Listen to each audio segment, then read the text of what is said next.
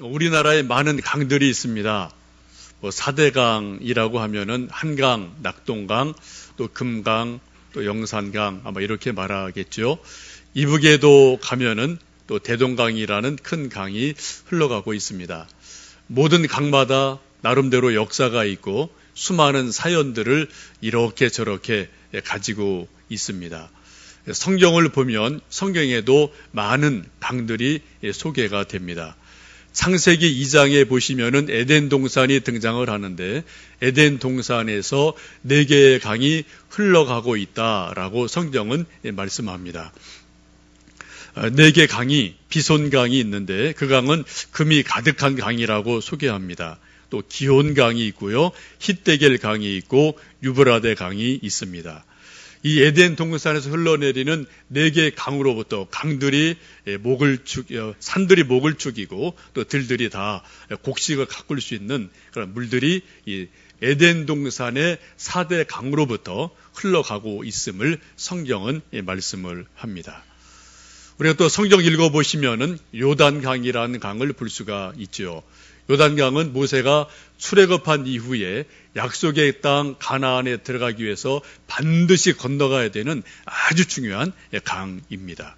여호수아를 통해서 요단강에 건너가고 나서 비로소 그들이 안정적인 삶을 살게 되고 젖과 꿀이 흐르는 그러한 삶을 요단강을 건넌 후에 경험을 합니다. 영적인 의미에서 요단강은 우리에게는 죽음의 강을 의미하기도 하죠. 그래서 우리가 광야 같은 이 세상을 수십 년 나름대로 열심히 살아가다가 하나님이 약속하신 저 천국에 우리가 완전한 평화를 이루고 영원한 안식을 이루기 위해서는 반드시 요단강을 건너가야 된다. 우리가 믿고 있고 또 이렇게 소망하고 있습니다. 그래 우리들이 장례식에 가면은 우리 믿는 일의 장례식에는 꼭 부르는 찬송이 며칠 후 요단강 건너가 만나리. 이 찬송을 장례식에는 꼭 부르는 그러한 찬송이기도 하죠.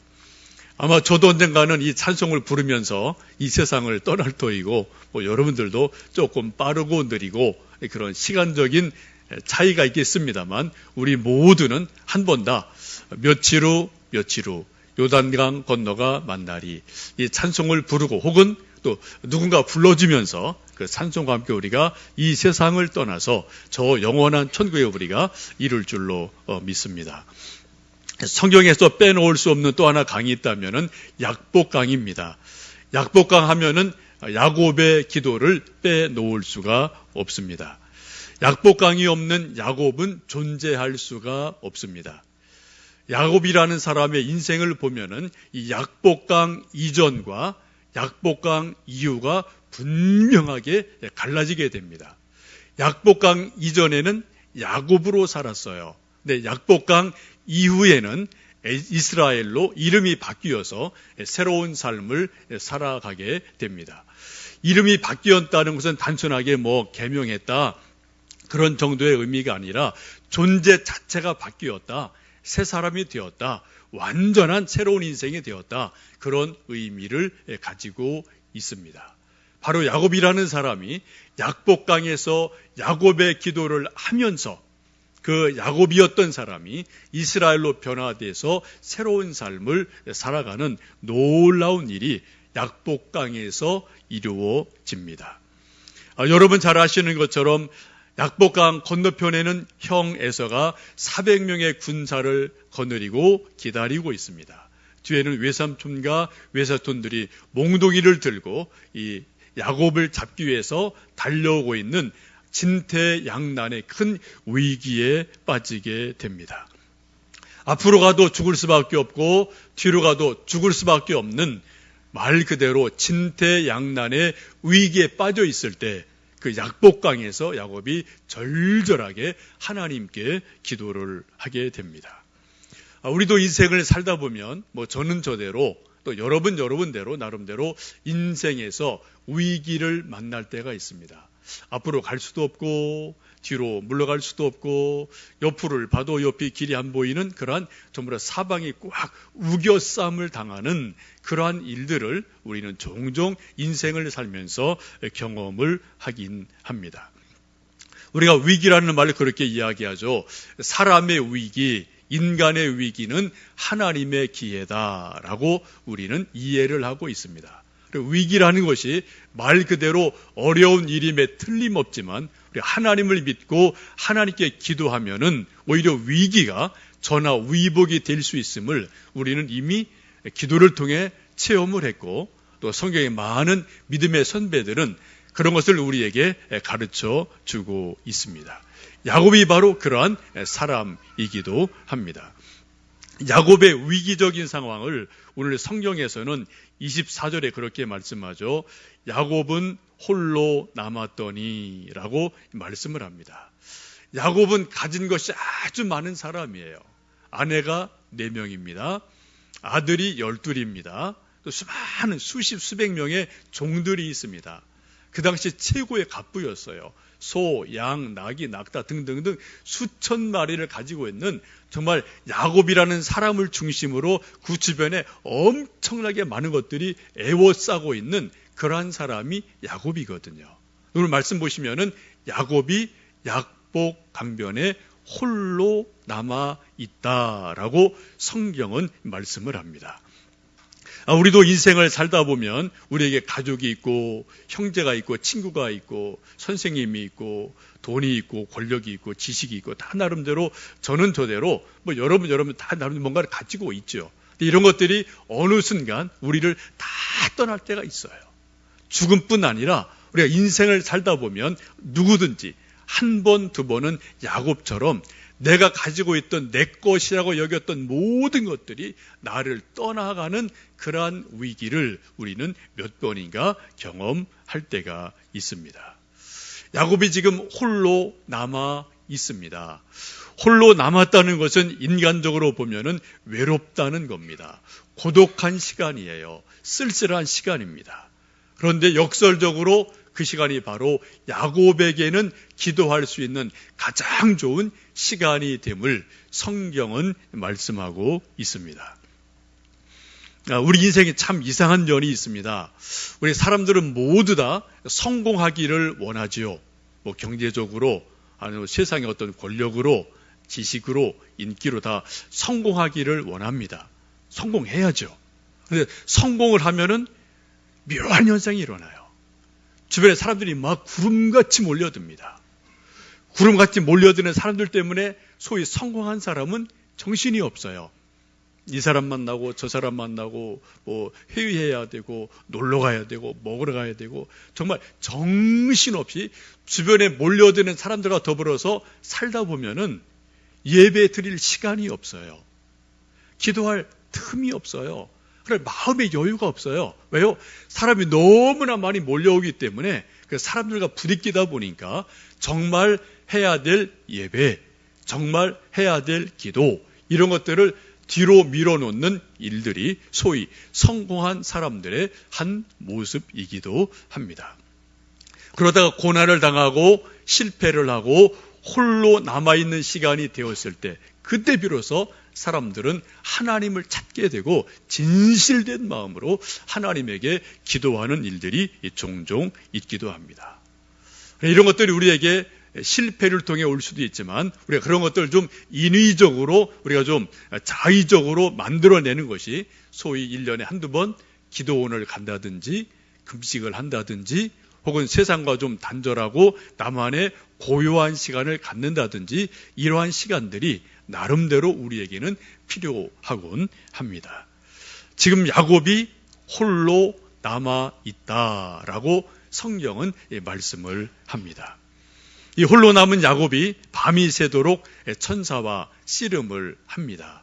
이 그림을 이렇게 좀 그림으로 볼 수가 있겠습니다. 홀로 남아있는 야곱이 천사와 약복강에서 씨름을 하고 있어요. 성경은 기도를 씨름으로 표현을 합니다. 혹시 여러분 우리가 TV에서 선수들 씨름하는 걸 보는 것은 재미나고 쉬워 보이지만 여러분 우리가 진짜 씨름하면은 엄청 힘이 들어요. 한번 여러분 오늘 댁에 가셔서 한번 부부간에 아니면은 또 아들 아버지 간에 한번 씨름 한번 해보실래요? 한 5분 10분 딱 시간 정해놓고 너무 많았으면 여러분 몸살 나서 안 돼요. 한번 여러분 해보십시오. 한 5분, 10분 딱 정해놓고 뭐 한번 맛있는 닭을 좀 상으로 걸든 또 아니면 아이스크림을 좀 걸든 상을 좀 한번 걸어오시고 여러분 한번 씨름을 해보시면 재미날 겁니다. 여러분 한번 씨름 한 5분, 10분 하면 우리 몸이 기운이 쫙 빠져버리거든요. 엄청 힘든 일이거든요. 지금 야곱이 홀로 남아서 천사와 씨름을 했다라고 성경은 말씀합니다. 야곱이 얼마나 열심히 기도했는지 천사가 이기지 못했다라고 성경은 말씀을 합니다. 정말 죽느냐 사느냐 그러한 결심을 하고 씨름을 했기 때문에 천사도 야곱을 이기지 못할 정도로 강렬한 기도, 절실한 기도, 절절한 기도를 야곱이 하고 있습니다. 우리도 인생을 살다 보면 누구나 다 한 번, 두 번은 약복강에 설 때가 있고 야곱의 기도처럼 천사와 씨름하는 것처럼 정말 죽기 살기를 결심하고 각오하고 씨름할 때가 종종 있습니다. 우리 사람은 참 묘한 존재여서 우리가 앞에 살 길이 보이면은 기도 별로 안 합니다. 뒤를 봐서 뒤에 살 길이 있으면 기도 안 해요. 옆으로 봐서 옆에 살 길이 있구나 그러면은 기도 별로 안 합니다. 왜요? 앞에 가면 살 길이 있는데요. 옆에 가면 또 살 길, 피할 길이 있는데요. 굳이 뭐 이렇게 어렵게 기도하겠습니까? 그러나 앞뒤, 전후, 좌우가 완전히 막혀 있으면 우리가 갈 길이 없기 때문에 그때 비로소 우리가 하나님을 찾으며 하늘의 하나님께 기도를 할 때가 참으로 많습니다. 야곱이 얼마나 진지하게 기도했는지 날이 새도록 기도했다라고 성경은 말씀합니다. 밤이 꼬박 새도록 밤이 새는 줄도 모르고 천사와 씨름하면서 기도했다라고 말씀합니다. 요즘 말로 말하면 올라이트를 했다는 거죠. 한때 우리 한국교회가 크게 부흥할 때 소위 금요 철야 기도가 많이 유행한 때가 있었습니다. 여러분도 많은 경험이 있으실 거예요.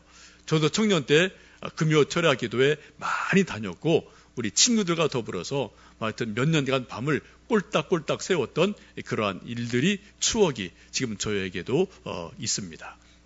여러분도 그런 추억들이 나름대로 이렇게 저렇게 있으실 겁니다. 여러분 정말 철야 기도할 때 우리가 은혜를 받고 기도를 하고 하나님이 성령이 우리에게 부어주시면은 시간 가는지를 몰라요. 금요일 밤 한 10시쯤 모여서 그 다음 새벽 5시까지 완전히 한 7, 8시간 꼬박 세우는데 시간이 어떤 때는 모자란 것 같거든요. 이렇게 기도할 게 그렇게 많았는지 하여튼 그렇게 기도하고 찬송하고 기도하고 찬송하고 개인 기도하다 보면은 그냥 그 긴 밤이 꼴딱 새서 또 새벽이 되고 아침에 이렇게 동터오는 그러한 날들을 여러분도 많이 경험을 해 보셨을 겁니다. 근데 요즘은 한국교회가 좀 이전 같질 않아요. 금요 철야 기도하는 교회가 거의 없습니다. 겨우 하는 것이 금요 심야 기도에서 1시간, 2시간 이 정도 기도를 하고 있을 뿐입니다. 여러분 혹시 인생의 위기를 만났다고 생각을 하시는 분이 계십니까? 혹시 2017년도를 맞이하면서 올 한 해 나는 이 일이 꼭 내 인생에서 이루어지길 원한다. 꿈이 있으십니까? 아니면 무슨 사업을 구상하시고 자녀들을 생각하시면서 우리 아들, 딸들에게서 이러한 일들이 꼭 이루어졌으면 좋겠다. 이런 열매가 꼭 있으면 좋겠다. 그런 여러분 소망이 있으십니까? 그럼 어떻게 우리가 그 소망을 이루고 열매를 맺을 수가 있을까요? 우리가 생각한 대로 일들이 척척 잘 되면 얼마나 좋겠어요. 또 우리 인생이라는 것이 우리가 아무리 생각을 많이 해도 생각대로 되지 않는 부분이 참 많습니다. 우리가 많은 정보를 가지고 많은 지식을 가지고 아주 구체적으로 디테일하게 플랜을 계획을 짤 때가 있어요. 아주 완벽하게 계획을 짭니다. 그러나 그 계획을 짠다 하더라도 계획대로 되지 않는 것이 우리의 인생인 것을 우리는 경험을 통해서 너무나 잘 알고 있습니다.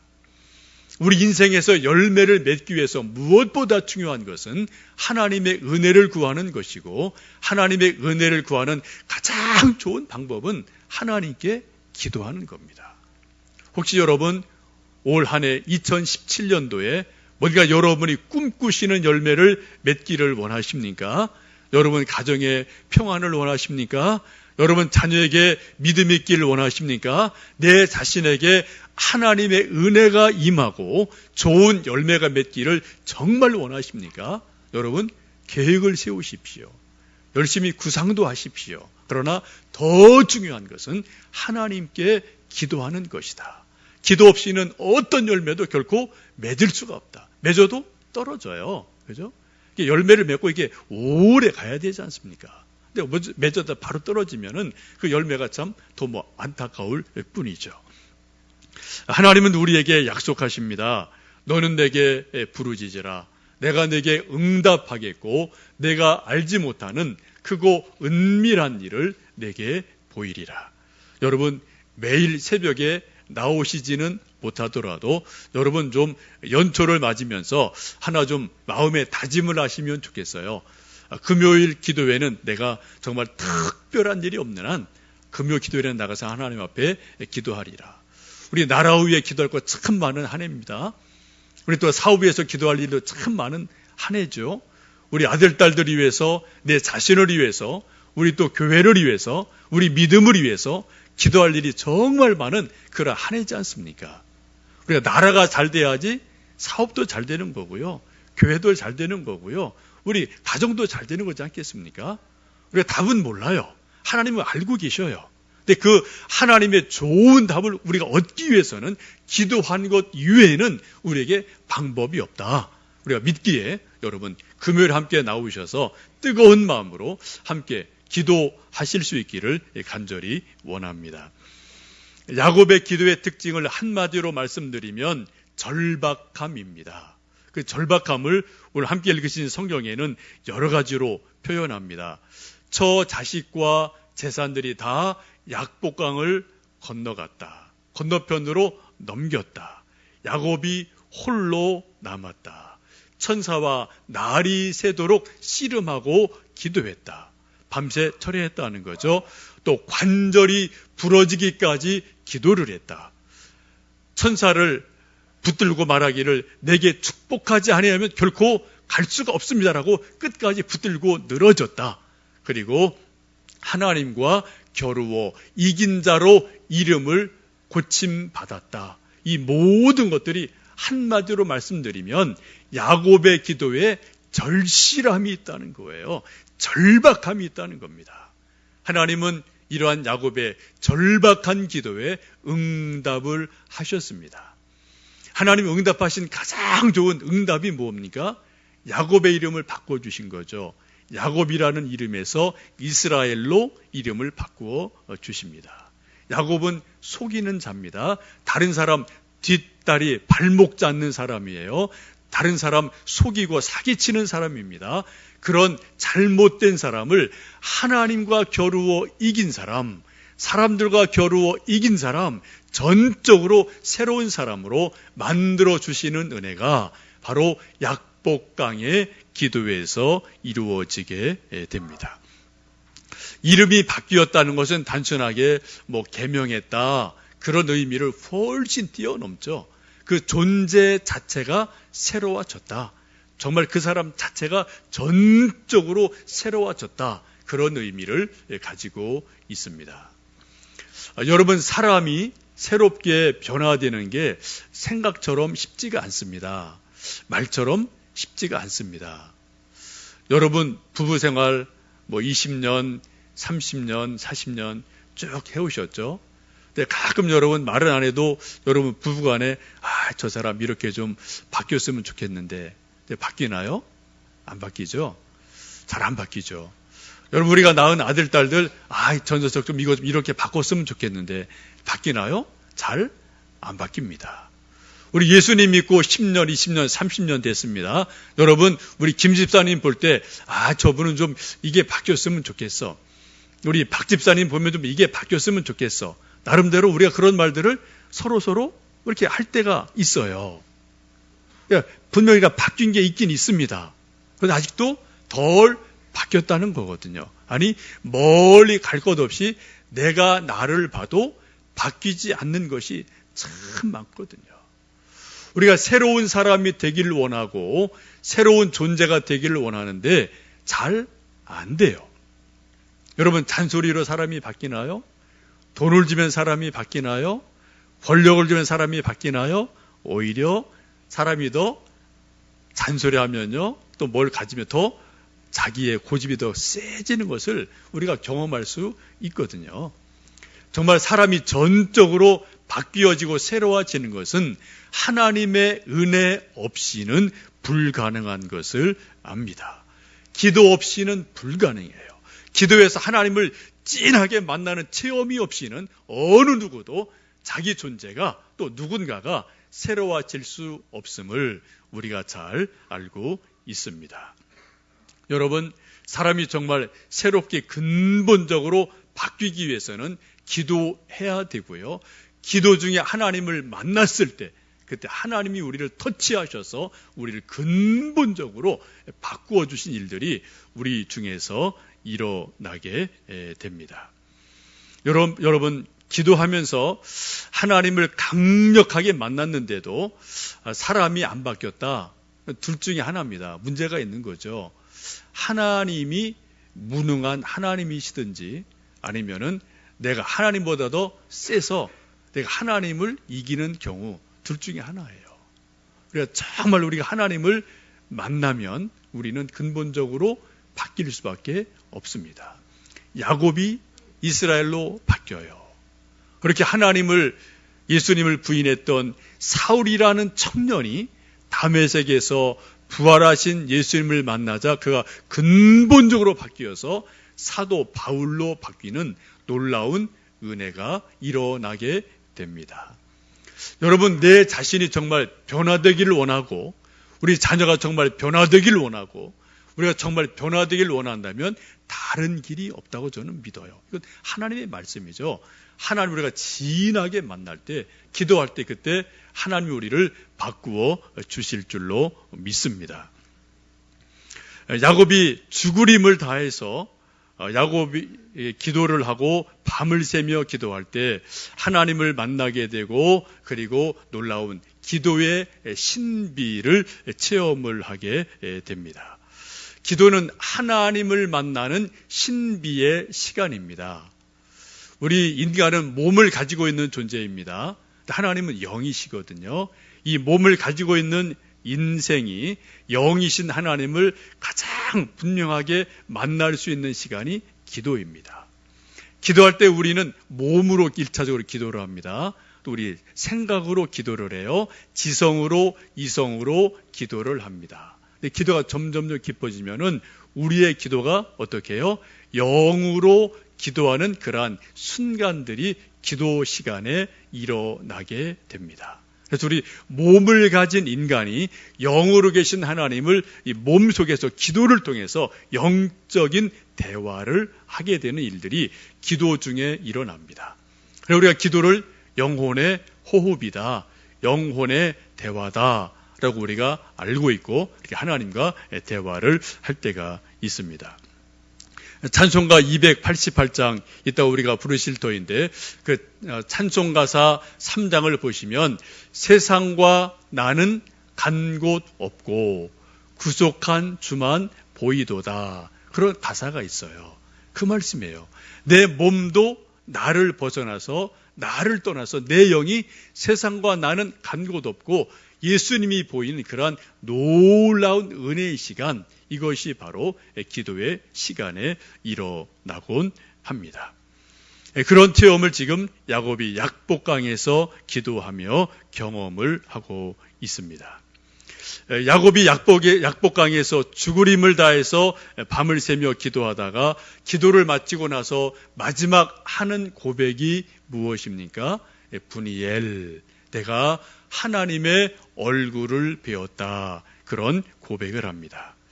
분이엘이라는 고백은 우리가 기도할 때 가장 좋은 고백이고요, 우리 기도의 종착역이에요. 더 이상 기도를 더 이상 올라갈 수 없을 만큼 깊은 기도, 높은 기도, 이것이 바로 분이엘이라고 여러분 이해를 하시면 좋겠습니다. 혹시 여러분 가운데도 나는 하나님의 얼굴을 배웠다, 그런 체험이 혹 있을 수 있는데 그 기도가 여러분 기도 중에서 가장 깊은 기도이고요. 가장 좋은 기도임을 생각하시고 분이엘, 하나님의 얼굴을 내 기도 중에 보여 주옵소서. 그러한 기도를 여러분 계속 하시면 좋겠습니다. 찬송가 288장 1절에 그런 가사가 있죠. 예수를 나의 구주 삼고 성령과 피로써 거듭나니 이 세상에서 내 영혼이 하늘의 영광 보리로다 라고 말씀을 하세요. 한번 그 가사를 잘 보세요. 예수를 나의 구주 삼고 성령과 피로써 거듭나니 이 세상에서, 지금 우리는 몸을 가지고 이 세상을 살아갑니다. 지금 우리가 여기에 있습니다. 이 세상에서 내 영혼이 하늘의 영광을 보고 누린다라고 찬송을 합니다. 쉽게 말씀드리면 이러한 고백이, 이러한 영적 체험이 분이엘 체험이다라고 이해하셔도 좋겠습니다. 이따 제가 말씀을 마치고 찬송가 288장을 부르고 기도할 터인데 여러분, 이 찬송을 부르실 때 그 가사 한마디 한마디의 의미를 음미하시면서 숙고하시면서 찬송을 부르시고 기도를 하시면 좋겠습니다. 분이엘 체험을 요즘 말로 한마디로 말씀드리면 신비 체험을 했다라고 보시면 됩니다. 우리 사람들이 몸을 가지고 도저히 경험할 수도 없고 알 수도 없는 신비 체험을, 아주 큰 신비 체험을 한 것입니다. 여러분, 우리가 신비 체험을 하면, 분이엘 체험을 하면 우리 신앙이 한 단계 크게 점프하는 그런 은혜가 임하게 됩니다. 우리가 기도하면서 응답을 받고 하나님을 체험하고 하나님 얼굴을 뵙고 이런 일들이 있으면 우리 몸으로만 하던 신앙이 한 단계 크게 성장, 성숙하는 그러한 은혜를 여러분 경험하신 적이 있을 겁니다. 제가 요즘 계속 우리 교회 표어인 영성, 치유, 선교에 대해서 말씀하는데, 영성이 뭐냐? 한마디로 말씀드리면 분이엘이라고 보시면 돼요. 성경에 나와 있는 말씀 가운데서 영성이라는 것을 가장 잘, 아주 집약적으로 요약해서 보여주는 단어가 바로 분이엘이에요. 하나님의 얼굴을 뵙는 일, 이게 바로 영성 생활이고 영성적인 삶에 틀림이 없습니다. 우리가 흔히 영적 체험을 했다, 신비 체험을 했다 하면은 오해하기 쉬운 게 한 가지 있습니다. 이런 신비 체험한 사람들은 매일 구름을 타고 사는 것으로 생각하는 경향이 종종 있습니다. 성경을 보시든 2000년 교회 역사를 보면 절대 그렇지 않아요. 하나님의 얼굴을 뵌 사람들, 하나님의 영광을 본 사람들, 신비 체험한 사람들은 하나님의 영광을 보지만 동시에 그들이 산 아래로 내려와서 이 세상 속에 깊이 뿌리를 내리고 세상의 개혁과 세상의 변혁을 위해서 엄청나게 노력을 하고 애쓰며 살아가는 것을 봅니다. 여러분, 모세가 40일간 금식하며 기도할 때 2번 올라가죠. 시내산에 올라갔어요. 하나님의 영광을 봤습니다. 음성을 들었어요. 하나님이 큰 신비를 체험했어요. 여러분, 모세가 시내산에 계속 머물러 있었나요? 아니요. 그 놀라운 신비 체험을 하고 바로 산 아래로 내려와서 자기 백성들에게 말씀을 전하고 그들을 계속해서 가나안 땅으로 이끌어 갑니다. 예수님이 변화산에 올라가셨습니다. 세 제자도 동행했습니다. 그들이 예수님의 변모된 모습을 보았습니다. 베드로가 말하기를 여기가 좋사오니라고 고백을 합니다. 그러나 예수님은 거기 계속 머물지 아니하시고 곧바로 산 아래로 내려오셔서 귀신 들린 아들 때문에 고통당하는 아버지를 고쳐주시고 또 말씀을 전하고 병든 자들을 고쳐주시는 그런 일들을 하시거든요. 진정한 신비 체험을 한 사람들은 구름을 타고 나는 세상과 달라, 나는 좀 달라라고 붕붕붕 떠다니는 사람이 아니라는 겁니다. 정말 은혜 받은 사람, 분이엘 체험한 사람, 정말 신비 체험을 한 사람은 땅으로 내려와요. 그리고 가장 낮은 곳에서, 가장 험한 곳에서, 가장 힘든 곳에서 하나님의 복음을 전하며 하나님의 일을 감당함으로 세상이 변화가 일어나요. 세상이 개혁이 일어납니다. 여러분 2000년 기독교 역사를 보시면은 이런 놀라운 체험을 한 사람은 대부분 고아원을 짓습니다. 교회를 짓습니다. 학교를 짓습니다. 어떤 구제기관을 짓습니다. 대부분이 그런 사람들이에요. 여러분 역사를 보셔요.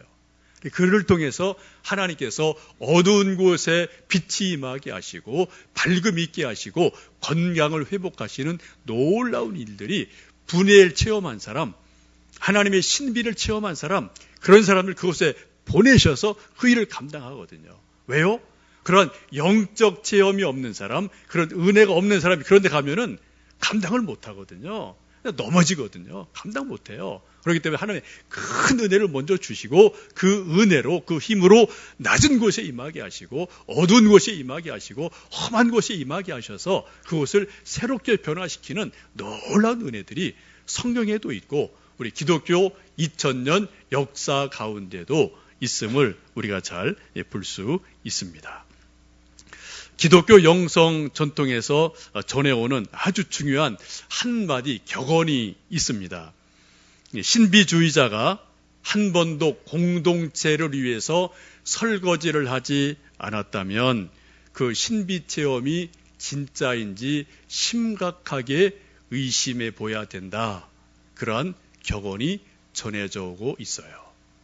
되게 옛날에 수도원이죠. 거기 다 기도하는 데입니다. 다 나는 기도만 오롯이 기도해 하고 하나님의 신비를 체험했어요. 환상을 봤어요. 분이엘 체험을 했어요. 어떤 좋은 신비 체험했어요. 근데 맨날 구름만 타고 다녀요. 땅에 내려오질 않아요. 지금 같은 공동체가 밥을 해먹고 설거지하고 또 땅을 파고 농사를 짓고 이런 일을 해야 되는데 한 번도 손에 흙 묻히지 않아요. 그런 신비 체험은 가짜다라고 우리 많은 선배들은 분명하게 이야기를 하고 있습니다.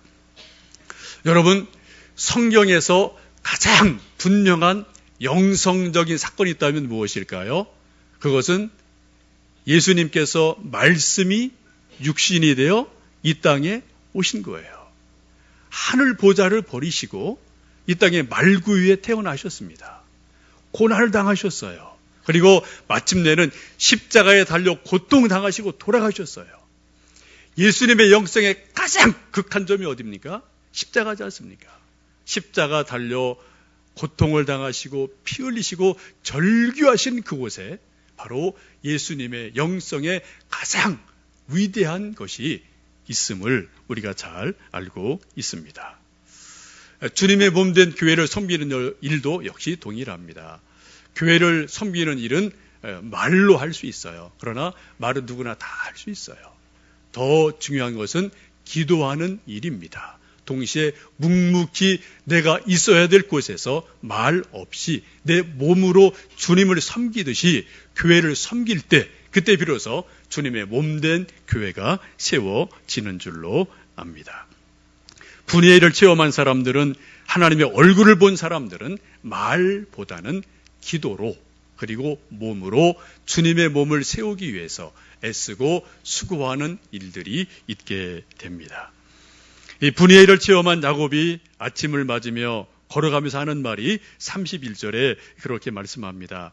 야곱이 분예를 지날 때 해가 돋았더라고 말씀을 합니다.